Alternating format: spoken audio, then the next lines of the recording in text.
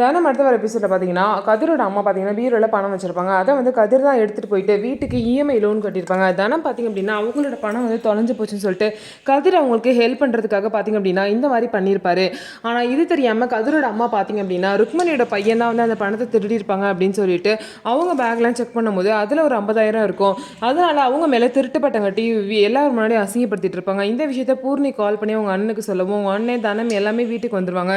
அவன் பணத்தை எடுக்கவே இல்லைம்மா, ஏமா தேவையில்லாமல் அவனை கத்திட்டு இருக்க, பணத்தை எடுத்தது நான் தான் அப்படின்னு சொல்லிடுவாங்க. உடனே பார்த்தீங்க அப்படின்னா எனது நீ எடுத்தியா, நீ எதுக்கு திட்டத்தனமாக எடுத்துகிட்டு போன அப்படின்னு சொல்லும் போது தனத்தோட பணம் காணா போனது, வீட்டு லோன் கட்டினது எல்லா விஷயத்தையும் சொல்கிறாங்க.